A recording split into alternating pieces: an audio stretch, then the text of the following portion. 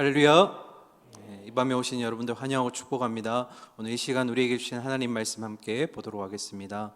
이 복된 시간에 주신 하나님 말씀은 신약 성경 마가복음 1장 14절부터 15절까지 두 절의 말씀입니다.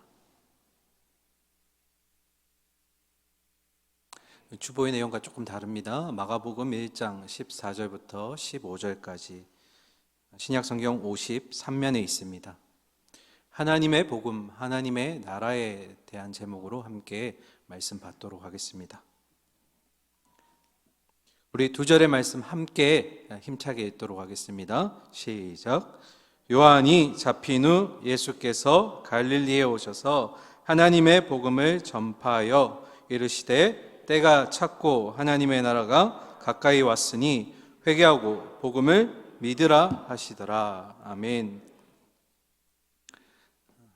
원래 본문 말씀은 1장 20절까지였습니다. 제자들을 부르시는 예수님까지 좀 살펴보려고 했는데 사실 제가 한 2주 동안 이 본문 때문에 끙끙 앓았습니다. 왜냐하면 예수님이 처음으로 대중들 앞에 서시는 첫 대면의 자리이고 또 그 말씀이 너무나 중요한 말씀인데 너무 어려운 거예요. 너무 어렵고 또 어떻게 하면 은혜를 나눌 수 있을까 참 많이 고민했는데 제가 들은 게 있어요. 설교자가 끙끙 앓을수록 은혜가 풍성한 줄 믿습니다. 진짜죠? 네. 믿으시죠? 네.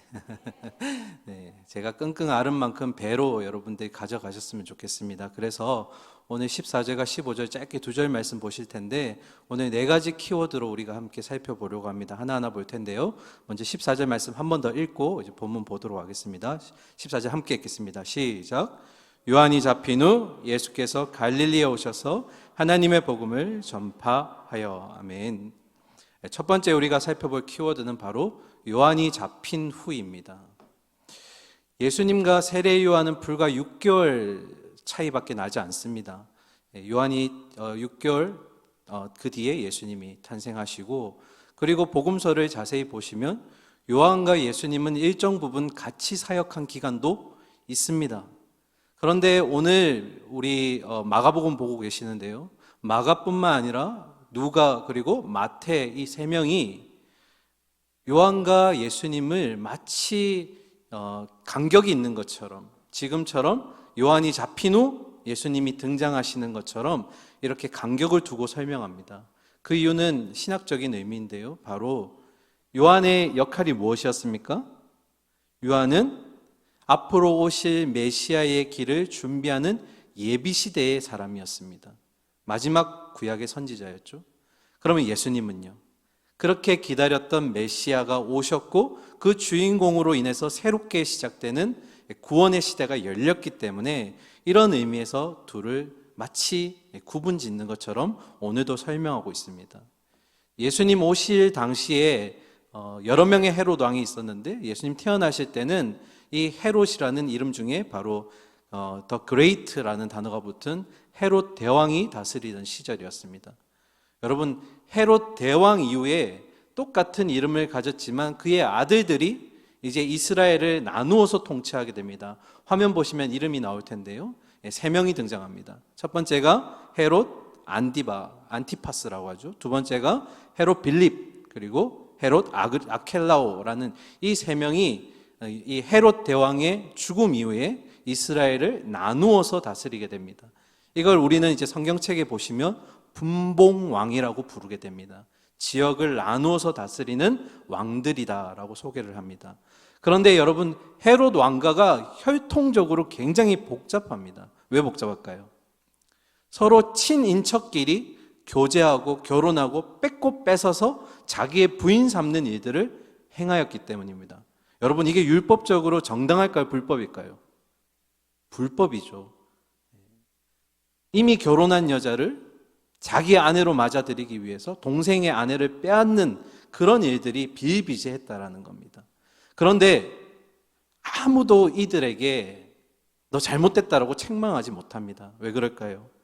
이들이 당시에 로마의 그 주류에 맞서가는 마치 대세와 같은 존재들이었기 때문입니다. 그러니까 헤롯 왕가가 너무나 거대하고 이 큰 대세였기 때문에 이들을 건드리게 되면 어떻게 될까요? 위험해지는 겁니다. 너 잘못했어 라고 얘기할 수 있는 사람이 아무도 없었다라는 겁니다. 그런데 그 대세를 따르지 않고 대의를 따르는 한 명이 있었습니다. 누구일까요? 바로 세례 요한입니다. 당신 헤롯, 당신 지금 율법적으로 잘못되었습니다. 유일하게 한 사람이 그 일에 대해서 책망하게 됩니다. 이 구체적인 내용이 마가복음 6장에 등장합니다. 이 책망했던 요한이 후에 어떻게 되었을까요? 먼저는 옥에 갇히게 되고 그 뒤로 참수형이라는 참 안타까운 마지막을 맞이하게 됩니다.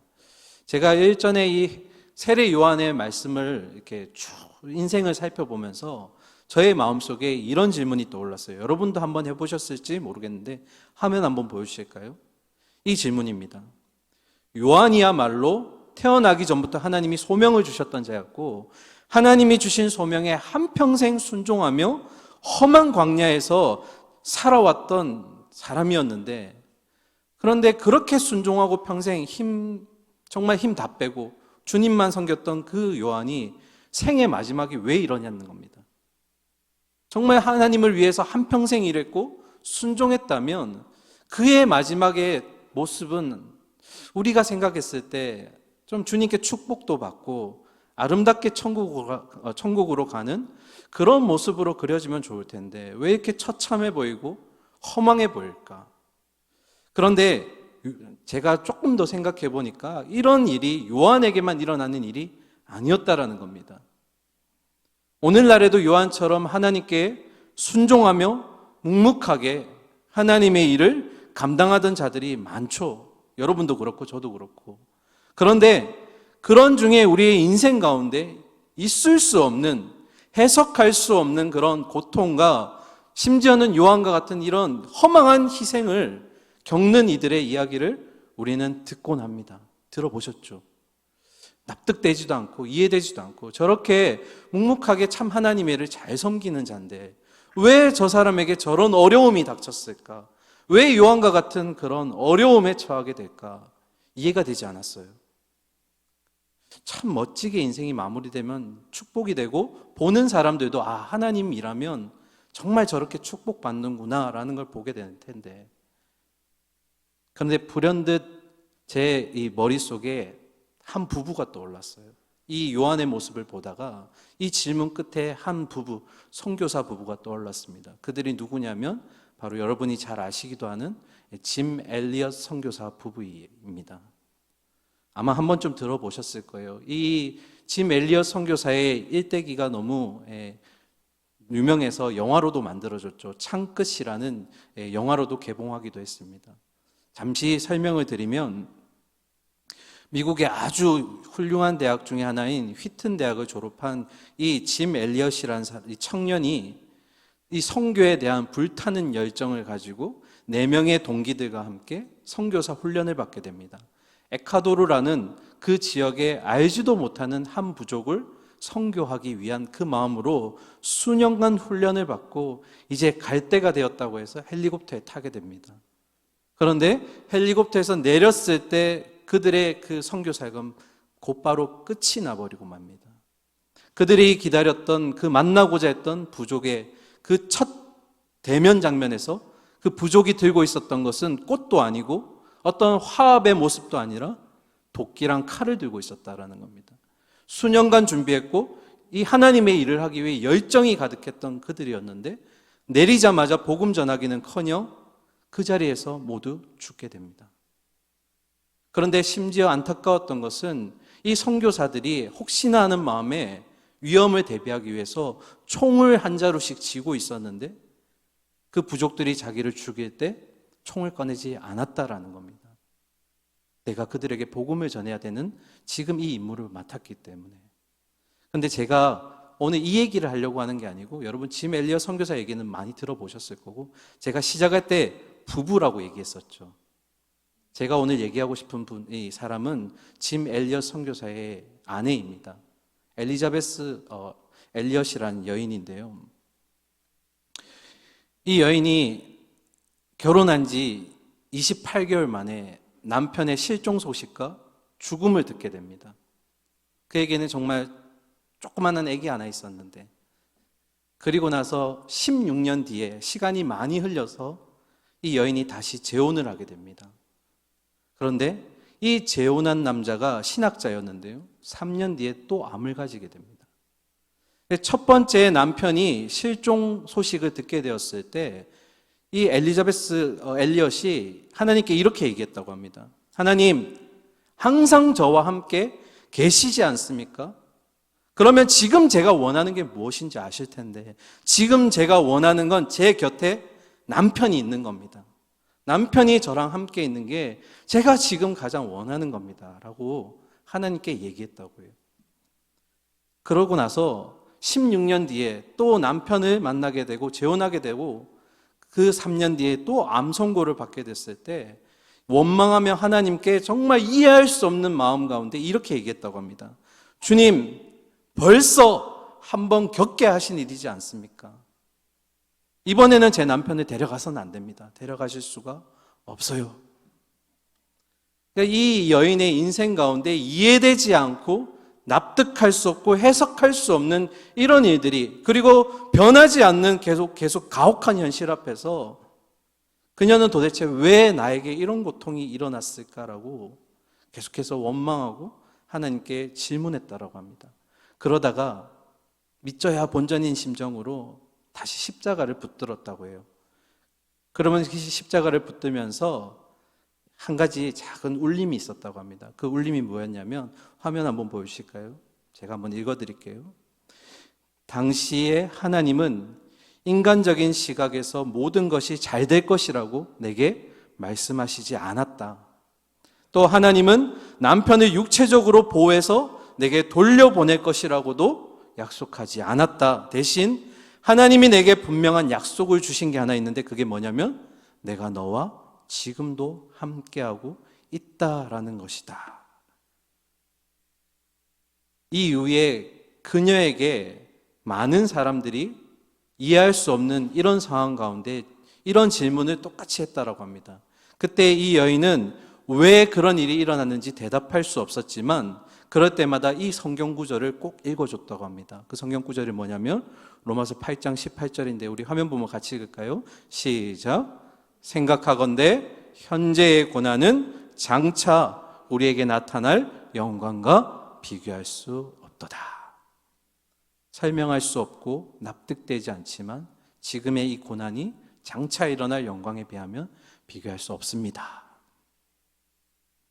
그러면서 짐 엘리엇 선교사의 아내였던 이 엘리자베스 엘리엇이 믿음의 깨달음을 가지고 그 어린 딸을 데리고, 진짜 이해할 수 없죠, 자기의 첫 번째 남편을 죽였던 그 부족에게 다시 들어갑니다.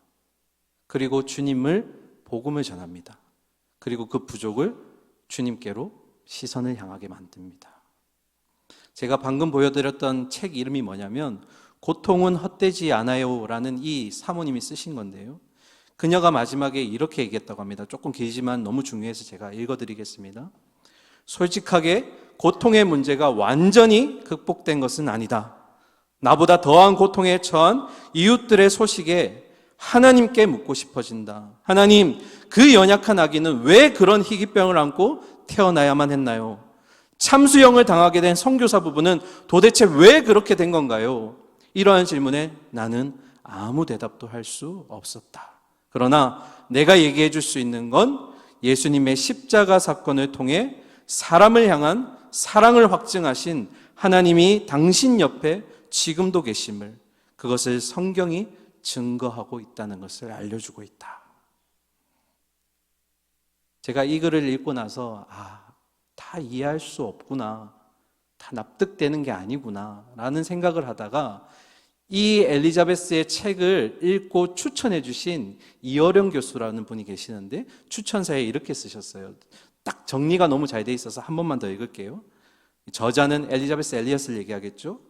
시시각각 불청객처럼 찾아오는 마음의 작은 틀어짐과 소요 속에서, 또 인생의 배가 뒤집힐 만한 거친 풍랑 속에서 누구의 품이요?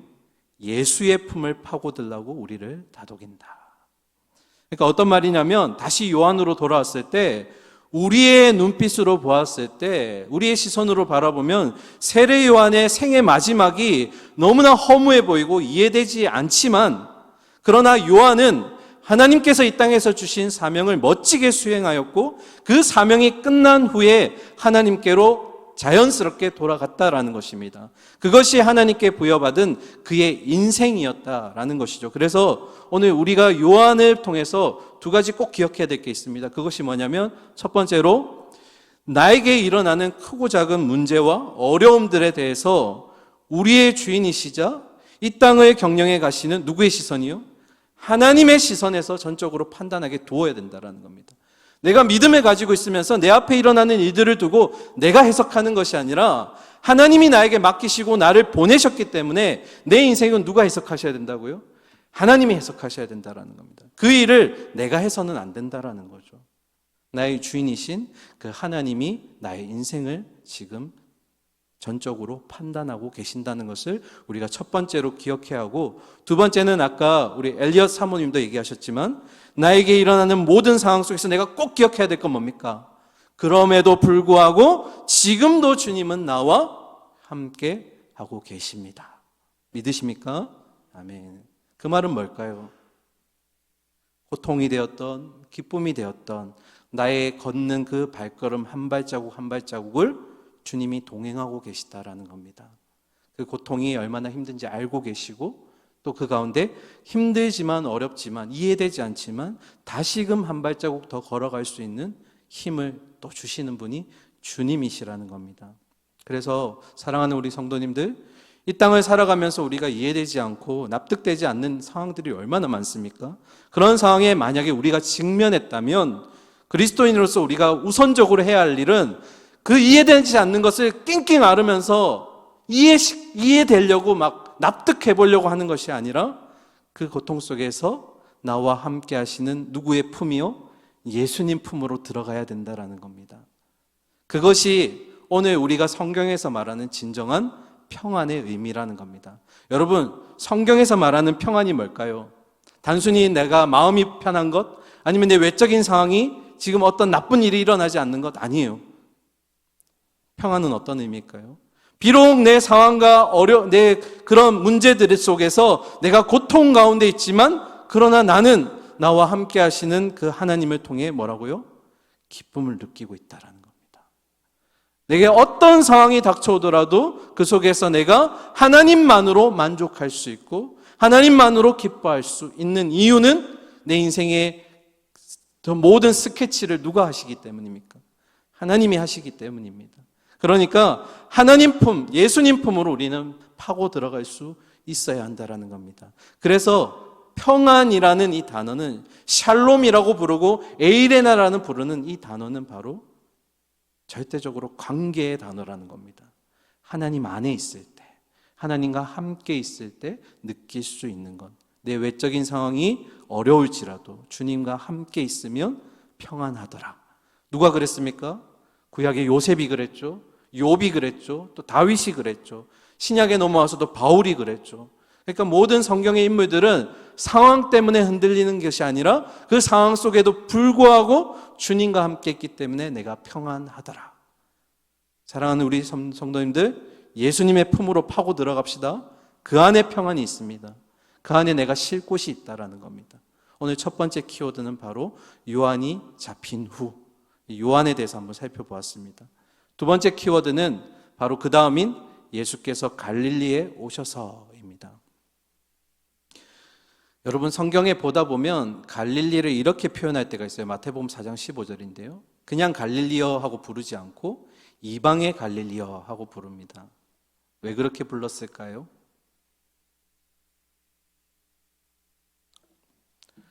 이스라엘을 세 지역으로 나누면 북쪽이 갈릴리 지역, 가운데가 사마리아 지역, 그리고 남쪽이 예루살렘이 있는 남유다 지역입니다. 그 말은 이스라엘 안에 갈릴리가 있다라는 거죠. 그러면 이방 지역은 아니라는 겁니다.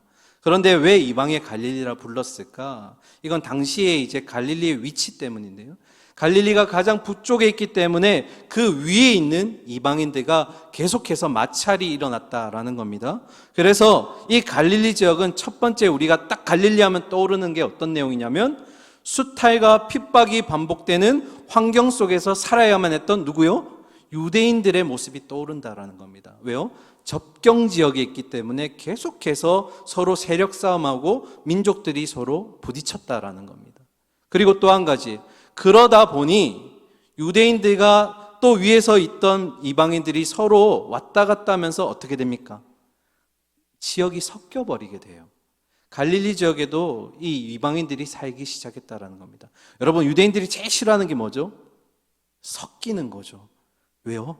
우리는 깨끗한데 부정한 이방인들하고 섞이면 안 돼.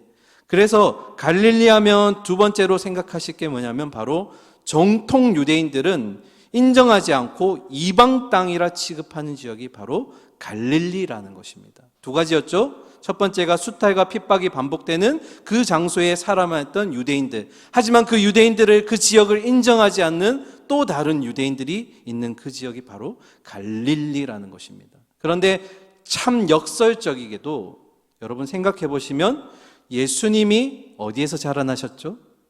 갈릴리 지역에서 자라나셨어요. 그리고 첫 사역을 어디서 시작하셨을까요? 오늘 본문 보니까 갈릴리에서 시작하세요.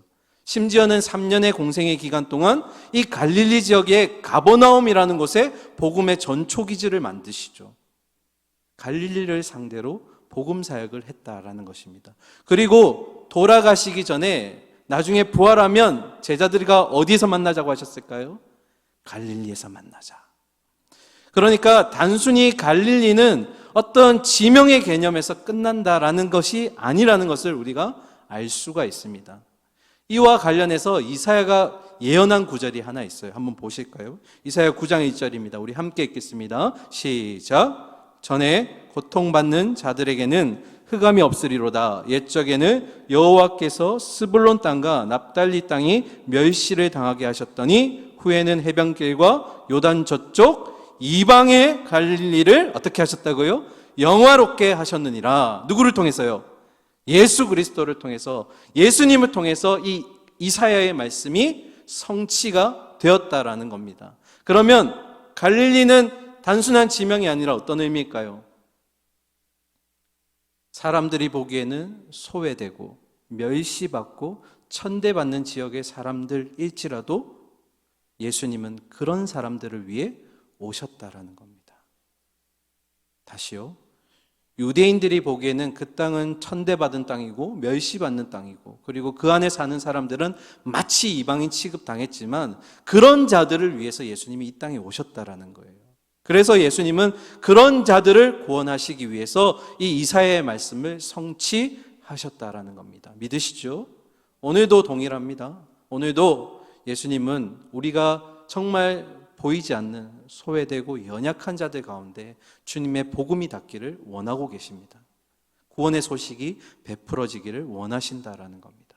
이제 두 번째 키워드, 예수님의 갈릴리에 대해서 소개했고요. 세 번째 키워드는 바로 드디어 대중 앞에 나서신 예수님의 첫 말씀입니다. 무엇을 전하셨다고요? 하나님의 복음을 전하시더라. 여러분, 오늘날에는 복음하면 가장 먼저 떠오르는 이미지가 바로 기독교입니다. 그런데 오늘 마가는 굳이 복음이라고 써도 될 것을 앞에 어떤 단어를 붙였죠? 하나님의라는 단어를 붙였어요. 왜 그랬을까요? 이 복음이라는 단어가 오늘날에는 기독교를 상징하는 어떤 대표성을 띠는 단어가 되었지만, 원래 복음이라는 단어는 우리 담임 목사님도 말씀해 주셨지만 원뜻이 기쁜 소식, 좋은 소식이라는 단어입니다. 이 단어를 누가 가장 많이 썼냐면 당시에 온 세계를 주름잡고 있던 로마 황제에게 쓸 때 이 단어를 썼다라는 겁니다. 어떻게 썼냐면, 로마 황제가 전쟁에서 승리하면 로마 시민에게 좋은 소식을 전해주죠. 그때 이 단어를 썼고요. 그리고 로마의 어떤 가문에서, 황제의 가문에서 아이가 태어났을 때 또 좋은 소식이다 해서 이 복음이라고 하는 기쁜 소식을 또 전했고요. 그 외에도 어떤 기쁜 황제와 뭐와 관련된 게 있으면 이 단어를 계속해서 썼다라는 겁니다. 그래서 로마 시민들은 기쁜 소식이라면 어떻게 인식을 하냐면 로마 황제가 우리에게 뭔가 알려주는 메시지, 명령이라고 생각했어요. 우리의 개념과 너무 다르죠. 그러면 마가는 왜 이런 복음이라는 단어, 기쁨이라는 소식의 단어를 굳이 끄집어내서 하나님이란 단어와 함께 연결했을까요? 그림이 그려지시죠. 어떤 의미냐면 참된 기쁨의 소식, 참된 구원의 소식, 복음의 소식은 아무리 패권을 잡고 있고 당시에 그 뛰어난 황제라고 할지라도 오직 그 기쁨의 소식은 누가 줄 수 있다는 겁니까? 로마 황제가 아니라 주님만이 주실 수 있다는 겁니다. 이 복음, 기쁨 소식이라는 단어는 누구 앞에 붙을 수 있다는 거예요? 하나님에게만 붙일 수 있다는 겁니다. 그래서 이 땅의 진정한 기쁨의 소식은 누구요? 예수님을 통해서 주시는 구원의 소식, 하나님의 복음이라는 것을 알려주기 위해서 그렇게 사용했다라는 겁니다. 그러면 우리가 자연스럽게 다음 질문을 하게 돼요. 어떤 질문이냐면 하나님의 복음, 기쁜 소식이라는 게 과연 무엇일까? 분명히 로마 황제가 주는 그 소식은 아니라고 했는데 하나님의 복음이라는 그 소식은 무엇일까? 답은 우리 마지막 절인 15절에 있습니다. 우리 마지막 절이니까 함께 읽도록 하겠습니다. 시작. 이르시되 때가 찼고 하나님 나라가 가까이 왔으니 회개하고 복음을 믿으라 하시더라. 아멘. 하나님 기쁜 소식은 두 가지입니다. 첫 번째, 때가 찼고, 두 번째, 하나님 나라가 가까이 왔더라. 때는 뭐와 관련이 있죠? 시간과 관련이 있습니다. 하나님 나라는요, 장소와 관련이 있습니다. 때와 장소를 우리에게 지금 기쁜 소식으로 들려주고 계시다라는 겁니다. 그러면 이 때, 이 시간이라는 건 무엇을 의미할까? 이때 말하는 시간대는 헬라어로 하면 카이로스라는 단어인데요. 우리가 지금 평상시에 보는 이 시계, 이 물리적인 시간을 부르는 단어가 아닙니다. 이 시간, 때가 찼을 때 하는 이 때는 정확하게 어떤 의미냐면 하나님이 언제요? 이미 예전부터 예정하고 계셨고 계획하셔서 이제 그 시간이 지금 하나님의 뜻에 합당한 시간을 의미하는 거예요. 어려우니까 다시 설명하겠습니다. 우리가 지금 보고 있는 시간의 흐름, 물리적인 시간을 얘기하는 것이 아니라 하나님이 창세전부터 이미 계획하셨고 이미 준비하셨던 그 특정한 시간을 이 때가 참여할 때 때를 썼다라는 겁니다. 그럼 어떤 의미일까요? 하나님은 창조하실 때 이미 그 창조의 계획 속에 구원이라는 때를 뒤에 그림자 속에 두고 계셨다라는 겁니다.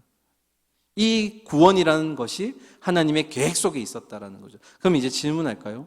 여러분, 하나님 나라는 언제부터 시작되었죠? 하나님 나라는 언제부터 시작되었을까요? 답은 창세기 1장 1절이죠. 태초에 하나님이 천지를 창조하시느니라. 그때부터 하나님 나라는 시작되었어요. 그런데 첫사람 아담의 죄로 인해서 그 하나님의 나라가 무너지기 시작합니다. 그리고 나서 하나님 나라가 파괴되었고 그 나라를 사탄 마귀가 죄와 함께 권세를 붙들고 이 땅을 주도해 나가기 시작합니다. 하나님 나라인데 회복해야죠. 누가 오셔야 될까요? 왕이 오셔야죠. 그래서 누가 오셨나요? 그렇죠. 예수 그리스도가 오신 겁니다. 예수님은 하나님 나라의 회복을 위해서 이 땅에 오셨고 그 예수님이 왕으로서 오시는 길을 닦은 자가 누구라고요? 세례 요한이었던 거예요. 그래서 이 가까이 왔다, 하나님 나라에 가까이 왔다라는 것은 예수님을 통해서 이 하나님의 나라가 들어왔지만 정확한 건 뭘까요? 아직 완성되지는 않았더라. 그러면 이 완성은 언제 일어나죠? 예수님이 다시 오시는 그날. 지금은 뭐 하는 겁니까? 하나님 나라가 회복되고 있는 중이에요. 그리고 예수님이 오시면 이 나라는 완성될 것입니다. 그러면 제가 마지막 질문 드리는데요. 왜 마가는 하나님 복음과 함께 하나님 나라를 얘기해야만 했을까요? 이것도 동일한 의미입니다. 여기에도 로마의 얘기가 나오겠죠. 당시에 패권을 로마가 쥐고 있었습니다. 로마에게서만, 이 나라에게서만 평안이 나온다라고 해서 이런 단어가 있었어요. 팍스 로마나 들어보셨어요? 뜻이 뭐냐면 로마 안에 평화가 있다라고 얘기를 해요. 그런데 여러분, 이 평화, 진짜 평화일까요? 이 로마가 말하는 평화는 피비린내 나는 전투를 통해서 얻어진 결과입니다. 그 말은 무슨 의미냐면 어떤 민족이 싸워서 이겨서 쟁취하고 얻어서 평안을 누리고 있다면 상대적으로 빼앗기고 부딪히고 그리고 수탈당한 자들은 행복하지 못한 겁니다. 불행한 자들인 거예요. 그러니까 이 땅의 나라들, 아까 제가 하나님의 나라 했을 때 장소의 개념이 있다라고 했죠. 그 의미는 뭐냐면 예수님이 이렇게 말씀하시는 겁니다. 화면 한번 보실까요?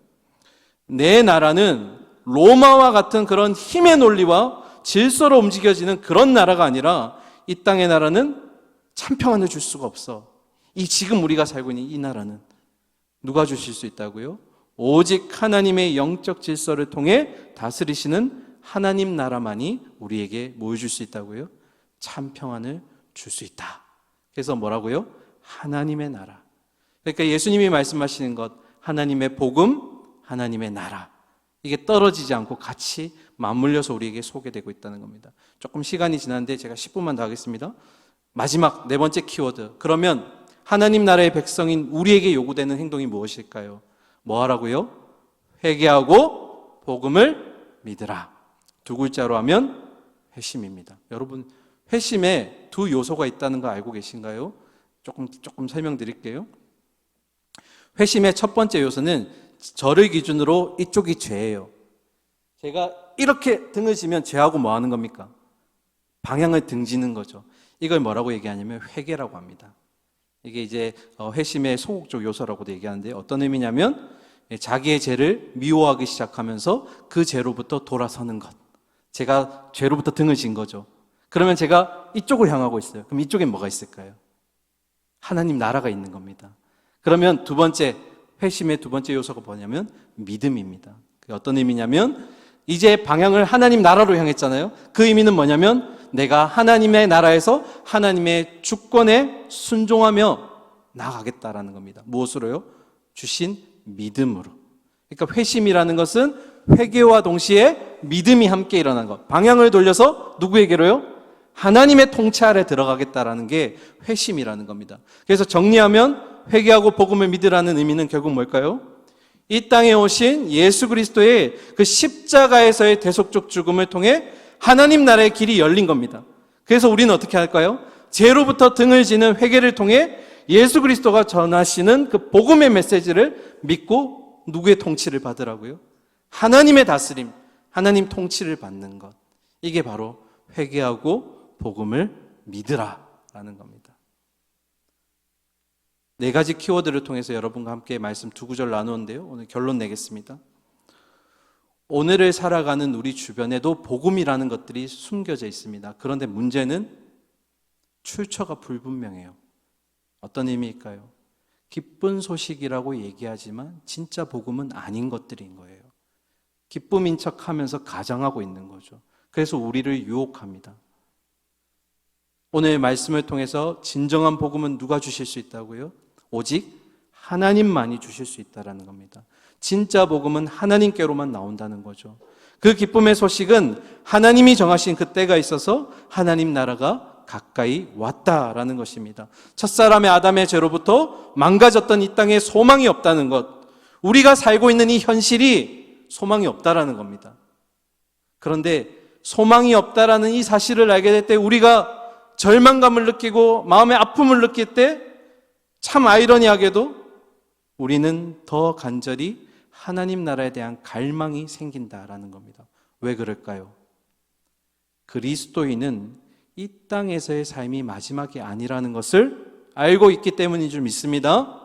이 땅이 마지막이 아니에요. 이 땅에 소망도 없고 희망도 없고 이해되지도 않고 납득되지도 않고 죄 안에 있지만, 그러나 우리가 여기서 비극으로 멈추지 않는 이유는 이 땅이 우리에게 주는 본향이 아니라 우리에게 진짜 본향이 있고 그 본향을 향해 우리가 가고 있다는 겁니다.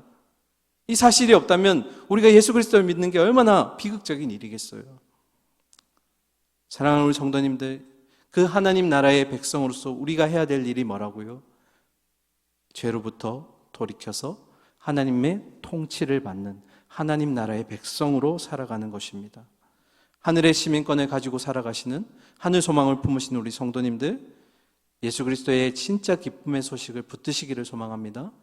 이 땅에서 다 이해되지 않고 다 납득할 수 없더라도 하나님이 생명책에 우리 한 사람 한 사람의 이름을 적으셨다면 본향으로 이끄시는 줄 믿습니다. 우리가 진짜 붙들어야 될 소식은 뭐라고요?